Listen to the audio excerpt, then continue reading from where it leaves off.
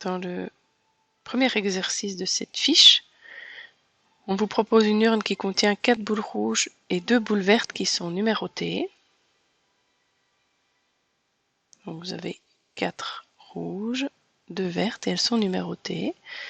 Je vais même fluoter un peu plus le mot numéroté. On vous dit qu'on tire au hasard 3 boules sans les remettre. Le nombre de possibilités d'obtenir au moins 2 boules vertes. Alors ici on est dans la première fiche où on vous demande de construire des diagrammes, et donc ici pour compter le nombre de possibilités on vous demande de construire un diagramme soit en patate, soit un diagramme en arbre, et clairement ici le fait qu'il y ait plusieurs tirages de boules entre guillemets mais qui sont numérotés, le plus adapté est sans doute l'arbre. Bien, donc la première boule que vous pouvez tirer, elle soit rouge, soit verte. Alors je pourrais être un petit peu plus précise et dire qu'en réalité je peux faire 4 chemins vers des boules rouges et 2 chemins vers des boules vertes. Mais vous voyez que l'arbre va très vite devenir assez complexe. Et donc ce genre d'arbre, on peut le simplifier un petit peu par rapport à ce qu'on a vu en classe. Et c'est tout simplement mettre les deux possibilités, donc des boules rouges ou des boules vertes, et tout simplement indiquer le nombre de chemins similaires. Donc les rouges seraient au nombre de 4 et les vertes au nombre de 2. Une fois que j'ai tiré une boule et que je ne la remets pas dans l'urne, je vais pouvoir tirer une deuxième boule. Si j'ai tiré une rouge au premier tirage, il est tout à fait possible que je tire encore une rouge au deuxième, mais je pourrais très bien tirer une verte. Sauf que cette fois-ci, si j'ai tiré une rouge au premier tirage, il ne me reste plus que 3 rouges potentielles. Par contre, il me reste toujours les 2 vertes. Si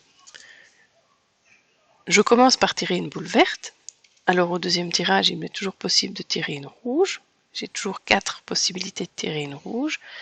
Ou je pourrais très bien retirer une verte, mais alors il ne m'en reste plus qu'une puisque je n'ai pas remis la précédente dans l'urne.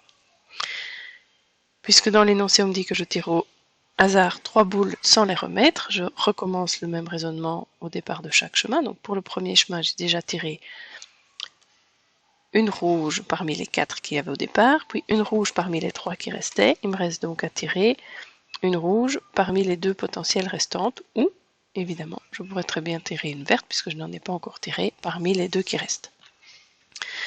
Si je prends la deuxième option, je tire une rouge au premier tirage, une verte au deuxième, je peux tout à fait tirer une rouge ou une verte au tirage suivant. Les rouges, il en reste potentiellement 3 puisque j'en ai tiré une si je remonte en arrière. J'en ai tiré une au premier tirage, j'ai tiré une verte au deuxième tirage, donc il me reste potentiellement une verte pour le dernier tirage. Si maintenant je prends les options, je commence par tirer une boule verte.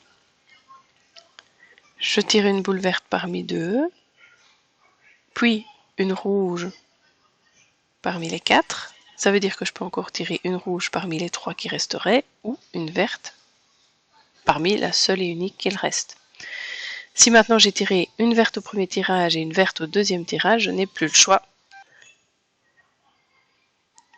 Donc pour le dernier chemin, déjà deux boules vertes de sortie, donc plus que les boules rouges, et là elles sont encore au nombre de 4. Bon, si vous voulez, vous pourriez très bien écrire les vertes avec entre parenthèses 0, mais clairement cette ligne n'apportera pas grand chose puisque je suis obligée de tirer 3 boules vertes. Et donc, si je veux compter le nombre de possibilités d'avoir au moins 2 boules vertes, ça c'est l'autre petite difficulté peut-être de cette fiche, au moins 2 boules vertes, ça veut dire que je peux avoir 2 boules vertes et une rouge, donc je peux très bien faire vert, vert, rouge, ou une verte, une rouge, une verte,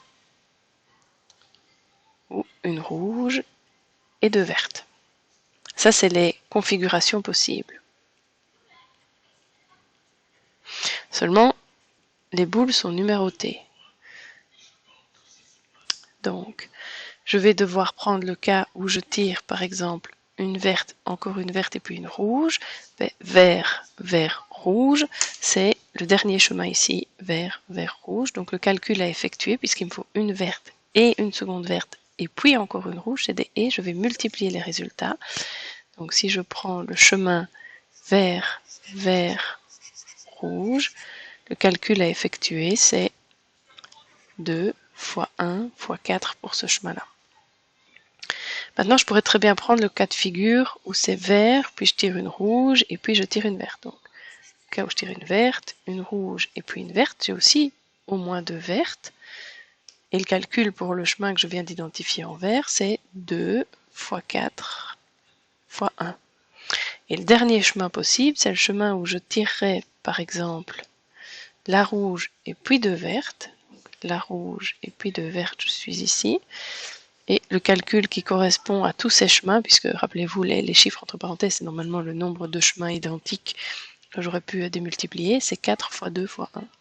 4 fois 2 fois 1, puisqu'à chaque fois il me faut les 3 boules, donc c'est bien des multiplications.